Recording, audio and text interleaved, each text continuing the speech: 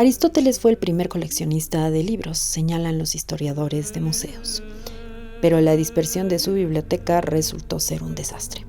Fue a partir del Renacimiento cuando se reavivó el coleccionismo, y coleccionar se convirtió en una verdadera obsesión. Los museos son esos lugares donde viven obsesionados con grandes colecciones de piezas y, por supuesto, también con documentos históricos. Bienvenidos a Constelaciones Bibliotecarias. Un podcast del Centro Cultural de España en La Paz. El episodio de hoy, el archivo y la biblioteca del MUSEF.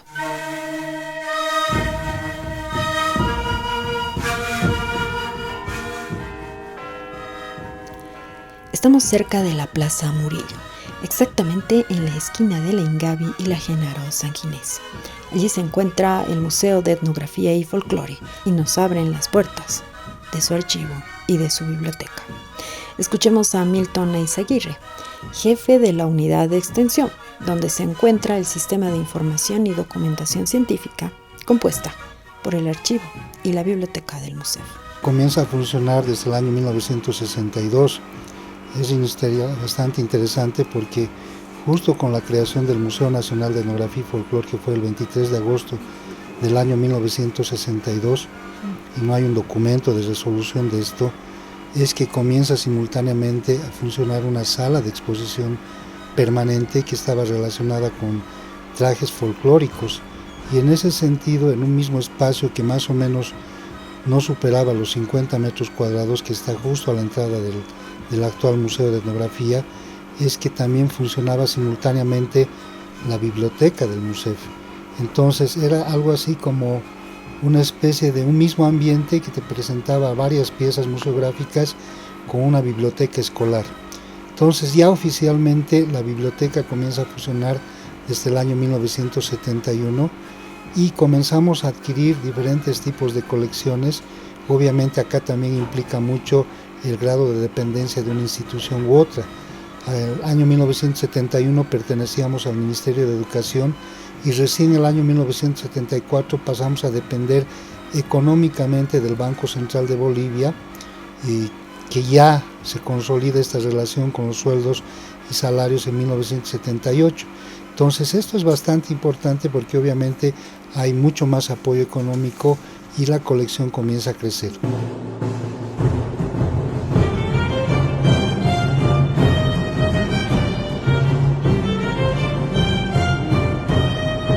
Es un lugar donde se respira historia y antropología. Hay libros gigantes, antiguos, bien cuidados, pero también aquellos que son una joya, a pesar de caber en una mano. Bueno, hay algunos documentos. Tenemos, por ejemplo, el documento de 1701, que es el Diccionario de la Lengua Moja. Es un documento, producido en esta época, es del padre Marván. Y claro, cuando uno comienza a analizar este documento, se va a encontrar con información bastante interesante, por ejemplo, con el tema de las relaciones a nivel de los sistemas de parentesco. Entonces consideramos, por ejemplo, que muchas de las sociedades eran monógamas desde la perspectiva occidental, pero cuando revisamos en los contextos locales, estas sociedades no necesariamente eran monógamas, y las relaciones de género también son diferentes. En algunas sociedades, por ejemplo, la mujer tiene mucho más peso que el varón. En otras sociedades los niños tienen mucho más peso que los mayores. Es decir, aquí comenzamos a encontrar conocimientos lamentablemente invisibilizados por el conocimiento occidental. Este conocimiento occidental que fue acuñado por Marx, por Hegel, Engels, y que obviamente tiene antecedentes como Kant, Descartes y todo eso, que ha generado una lógica de la racionalidad occidental. Acá las racionalidades son locales y funcionan de acuerdo al contexto donde se encuentra. Entonces, las joyas que encontramos, además de este diccionario mojo, tienen que ver mucho con las particularidades de las naciones y poblaciones que han vivido en Bolivia. No solamente de estas 39 naciones que están asignadas en la hoja censal del año 2012, no solamente de estos 36 idiomas que están asignados en la Constitución Política del Estado. Hay documentos, más o menos de 72 grupos étnicos, que están vinculados fundamentalmente con todo este proceso de transformación. Lamentablemente aquí hay documentos que hablan mucho de matanzas, de etnocidios, de genocidios en contra de poblaciones indígenas, y eso es lo que se encuentra acá en el MUSEF. ¿Y de libros? Libros tenemos, por ejemplo, algunos documentos o primeras ediciones del documento de Guamán Poma de Ayala. Tenemos varias de las crónicas, como la crónica de Cieza de León. Tenemos otro tipo de documentos, como por ejemplo esto de Thierry Sainz sobre el tema de población de las zonas bajas. Hay documentos bastante interesantes, por ejemplo, sobre algunas crónicas que son diferentes a las de Guamán Poma de Ayala y que tienen iconografía que van presentando diferentes tipos de perspectivas. Hay los documentos y las plantillas iniciales de Poznański con relación a este documento de la cuna del hombre americano. Es decir, hay infinidad de joyas que uno puede encontrar en la biblioteca del MUSEF. Lo único que tienes que hacer es entrar al catálogo y revisar toda esta información. A ver, estamos entrando, estamos viendo un montón de libros que nunca habíamos visto en nuestras vidas, porque es el banco de libros. A ver.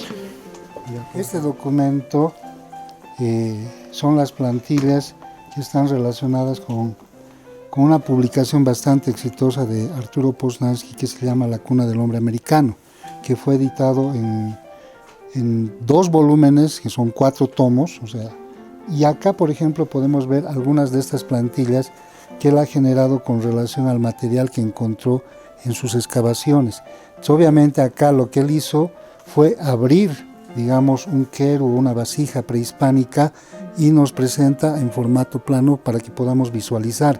Estas fotografías o estos dibujos están presentes en el documento como tal, entonces son bastante importantes porque obviamente nos permiten entender, por ejemplo, esta dinámica, ¿no? Aquí tenemos un trimaterio, un saumeador tihuanacota.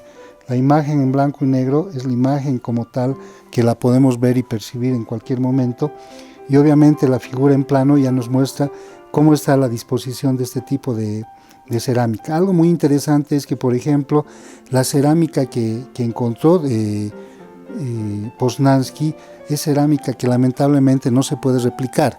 Obviamente se puede replicar en el tema de dibujos, pero no en la calidad tecnológica, porque lamentablemente la cerámica que actualmente se replica no tiene la resistencia que tenía en esa época. Y no nos olvidemos que la cerámica que se cocía en ese periodo no se cocía en hornos industriales como actualmente se hace a 1200, 1300 grados centígrados. Ellos, los tihuanacotas, supieron manejar muy bien el tema de la arcilla, el tema de los mordientes y todo esto, que lamentablemente hemos perdido en nuestra tecnología. Entonces, obviamente, la consulta que hacemos con Arturo Poznański tiene que ver mucho con esto. Algo muy interesante también vinculado con esta colección es que hemos logrado adquirir de la familia del señor Poznański aproximadamente 11.000 unidades documentales de su biblioteca, ¿no? Entonces, ha sido como una urgencia y una necesidad mostrar todo este tipo de material. ¿Es este? Toda esta la colección, ¿no? Hay monografías, hay colecciones donadas y rescatadas. Miriam Lima Soto, responsable de estas monografías, nos explica mejor. En eso tenemos la colección boliviana, la colección extranjera, esa está bajo mi responsabilidad, y de las otras colecciones que hablamos de Arturo Poznański, en el sector donde estamos, tenemos lo de APCOP, esta organización gubernamental de Santa Cruz, todo lo que trabaja el tema de los pueblos indígenas del oriente boliviano. También tenemos la colección de la señora Julia Elena Fortún. Además, contamos con lo de Alberto Laguna Meave. Aparte, estaríamos como otras de las joyas que tenemos es de la colección Ponce San Ginés. Entonces, todos estos materiales que comprenden lo que es monografía están bajo mi responsabilidad. Ahorita llegamos a los 34.000 unidades en cuanto a monografías en esta sección. A ver, si nos ayudas a explorar un poco este lugar, por ejemplo. Ya, en este sector lo que tenemos son las monografías. Entre los títulos que tenemos, por decir, es Historia de América, de la colección Arturo Poznański. Si lo ven ahorita, lo que tenemos solamente ha pasado el proceso del inventariado. No lo hemos procesado porque cuando ya está procesado, lleva acá un marbetito, que es la asignatura topográfica, como la denominamos. Entonces, ese material es el que ya comprende, está listo para disponible para el usuario, ese material. En cambio, en esta colección todavía no ha pasado por ese proceso de la clasificación, la catalogación, indización y luego disponer para el usuario. Entonces, ese es el trabajo que todavía queda pendiente en esta colección. En las otras ya la habíamos trabajado. Los veo a ustedes con unos guantes. Los usuarios tienen que ponerse guantes también para tocar, para hojear estos libros.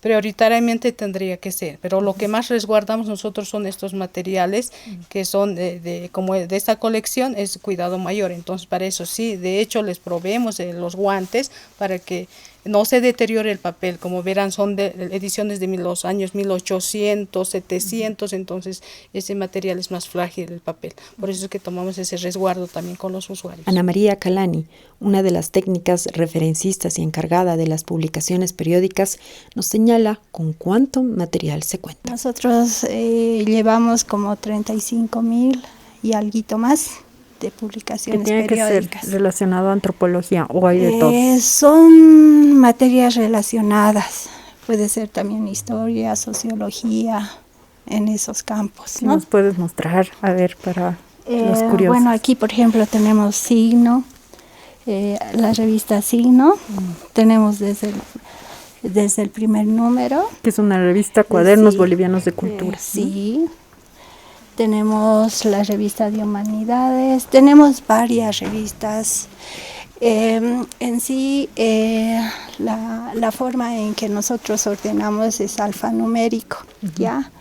No es como la de los libros, que es con la clasificación Dewey, que ellos clasifican. Nosotros es alfanumérico, porque las revistas llevan diferentes temáticas, ya no se puede poner en una revista diferentes marbetes, ¿no? Entonces, por eso ordenamos en forma alfanumérica. Y de las publicaciones del MUSEF, porque el MUSEF también publica un montón. MUSEF. Claro que sí. Está por aquí. Como estamos en, ¿qué se llama? Aquí está. Este es el primer número de la revista del Museo Nacional de Etnografía y Folclore. Y van a ver algunos estudios, investigaciones que se hicieron. Y son las más consultadas, les digo, ¿no? Están aquí, por ejemplo, artículos de Juan de Dios Yapita, Sí. Teresa Gisbert, Silvia Arce, Marta Cajías, Thierry Señé, Roberto Choque. Sí, realmente son de investigadores muy valiosos, o sea, han hecho un aporte y a veces son una base, ¿no?, de la información que se tiene, porque en sí en un principio no valoraban, digamos, no la revista, pensaban que era la información muy, muy concreta, pero han ido revisando y de ahí han ido sacando y han ido pues sacando mucha información, ¿no? Y a eso me gusta. Hay muchos bibliotecarios acá, pero que también son investigadores. ¿Cómo se han nutrido estando acá? Básicamente han estado en el paraíso.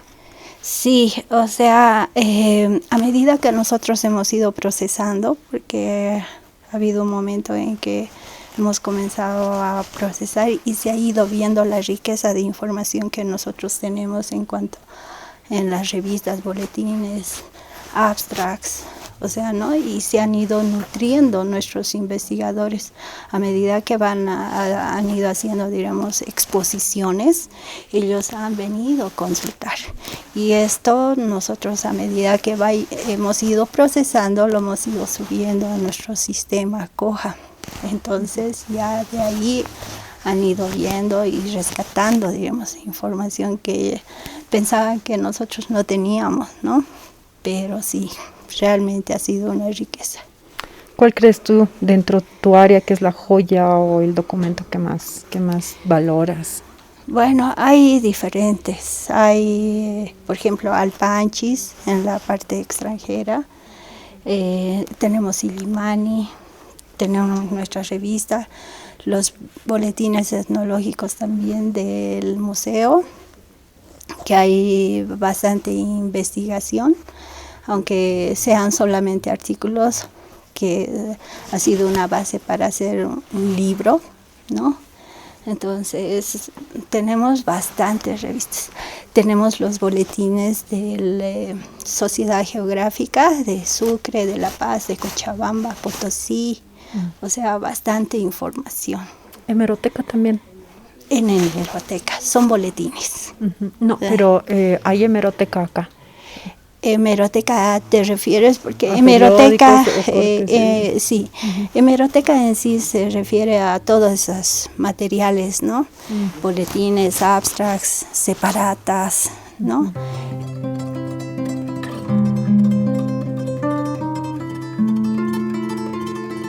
Las especialidades de los técnicos y técnicas en el MUSEF son varias.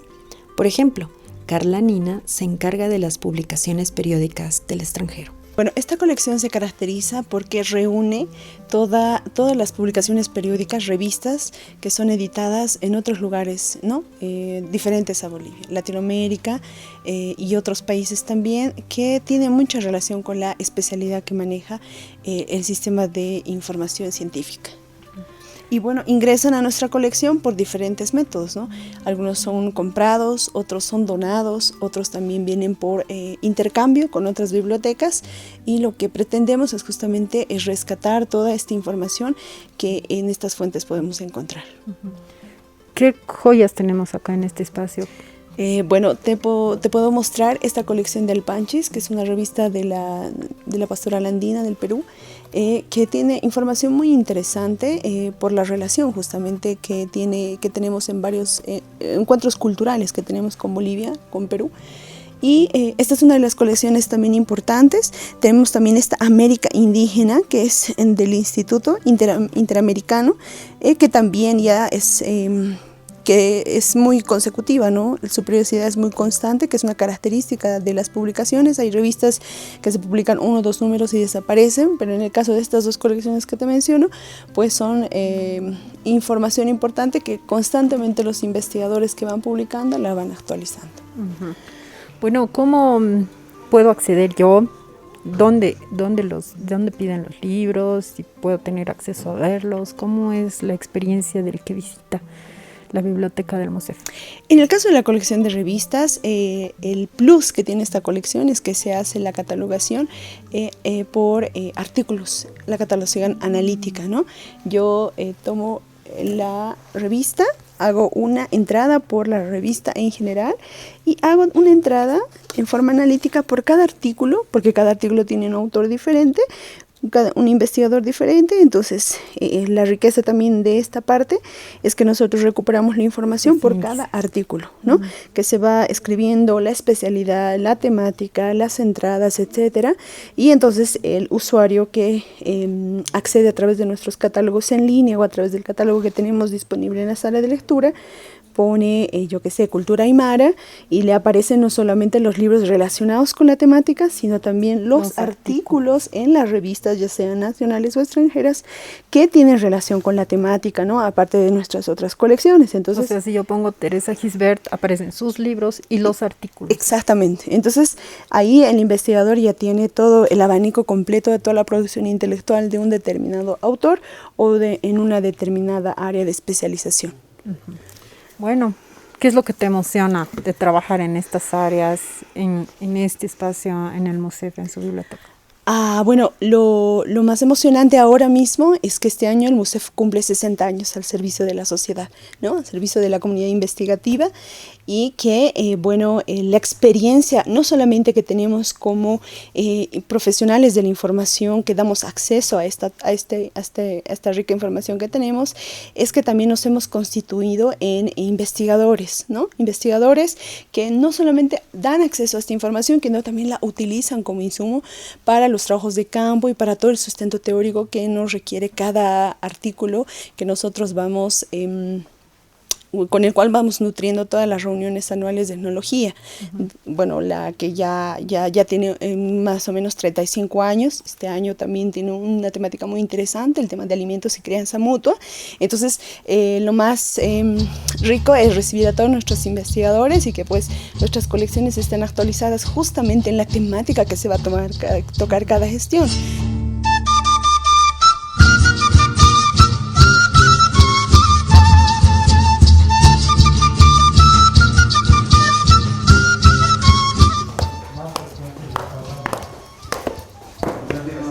Queremos ver el diccionario de la lengua moja, le dijimos a Milton Eizaguirre.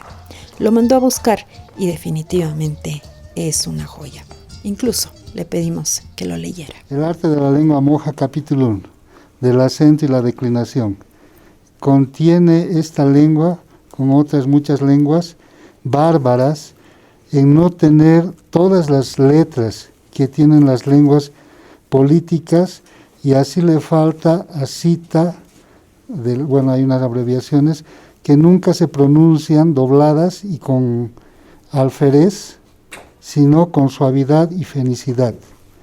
Entonces así, algo bien interesante de este documento es que te expresa también esa lógica desde una perspectiva hegemónica, ¿no? Entonces, eso se va leyendo, pero el documento como tal es valiosísimo.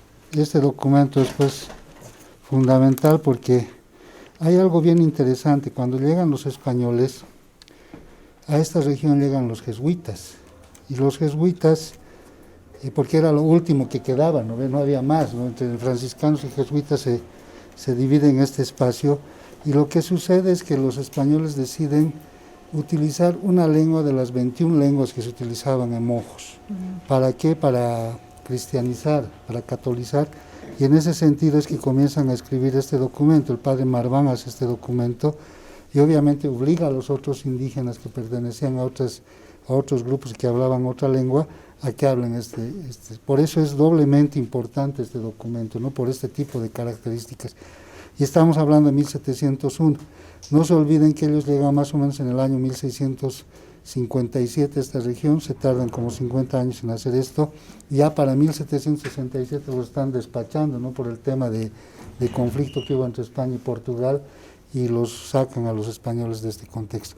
Pero obviamente deja muy bien marcada la forma de pensamiento, y esta es una joya porque cuando uno va a la región de Mojos, lamentablemente cuando ves danzas como el Japutuki, el Tamucumir, el Julari, etcétera, ya no tienen contenido.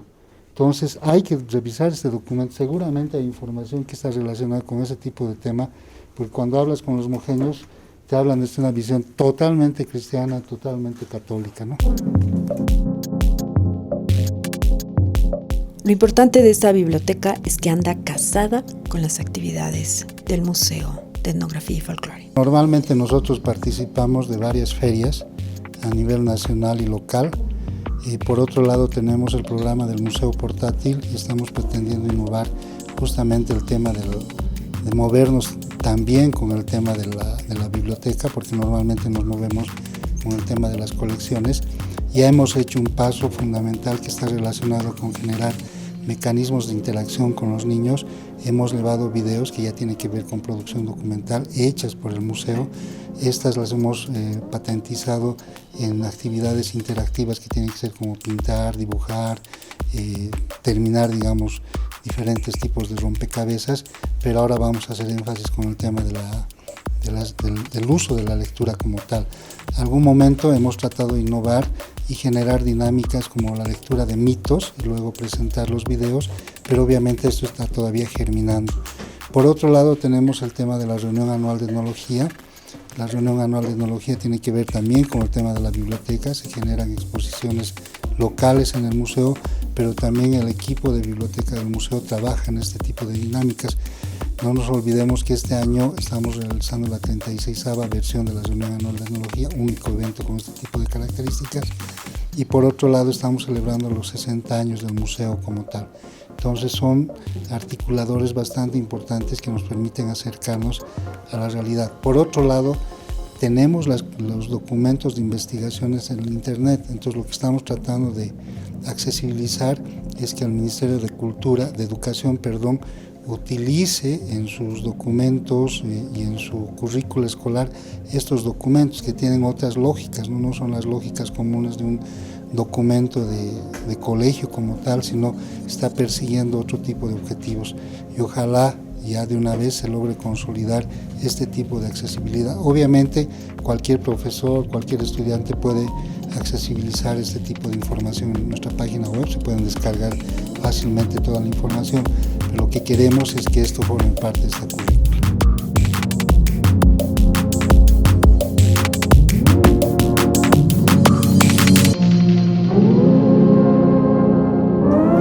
Tu invitación, Milton, para que vengamos a la biblioteca, que vengamos a este espacio, al MUSEF. Bueno, todas las personas, usuarios, jóvenes, niños, investigadores, estudiantes, están invitados a venir al Museo Nacional de Etnografía y Folclore. Estamos abiertos de lunes a viernes. El ingreso a la biblioteca es totalmente gratuito. Pueden estar desde las 8:30 hasta las 15:30 en el museo, obviamente hasta las 4. Tenemos el servicio de atención de fotocopias, pero si alguien no quiere fotocopiarse, puede venir con su celular y le saca las fotografías de la información que está requiriendo. Obviamente, considerando todos los controles de propiedad intelectual, no se puede sacar más de una tercera parte del documento, pero en ese sentido totalmente abiertos y asequibles. El usuario puede venir con su carnet de identidad, con su carnet de la universidad, ya sea la UNS, la UPE o cualquier otra entidad. Si es extranjero puede venir con su pasaporte, simplemente necesitamos un documento de respaldo y pueden consultar 3 libros a la vez, ¿no? Pero obviamente después de consultar los 3 libros pueden devolver y pedir otros 3 libros, y esto está totalmente abierto.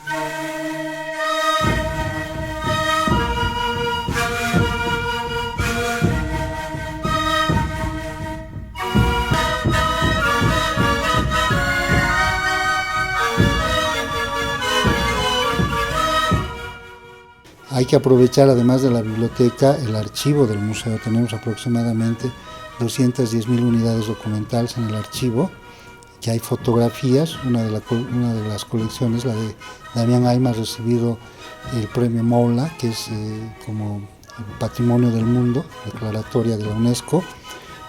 Tenemos, además de estas fotografías, que son aproximadamente 17.000, otras colecciones de fotografías. Este señor Damián Ayma es pues nuestra joya, es como el Martín Chambi peruano. Este es nuestro boliviano, ha sacado fotografías desde el año 1935, pero junto con él están las colecciones de Acebey, están las colecciones de Cordero, de Flores, pero no solamente tenemos fotografías, tenemos videos, tenemos un archivo sonoro de 12.000 horas, todas digitalizadas, es decir, la información está plenamente al servicio de los usuarios. Junto con todo este paquete tenemos la colección de 33.000 unidades o bienes culturales del museo, donde hay textiles, arte plumario, y obviamente estos se pueden reflejar en las colecciones y muestras museográficas que tenemos en el museo. Hemos visitado el archivo y la biblioteca del MUSEF. Hasta aquí el episodio de Constelaciones Bibliotecarias, un podcast para el Centro Cultural de España, en La Paz.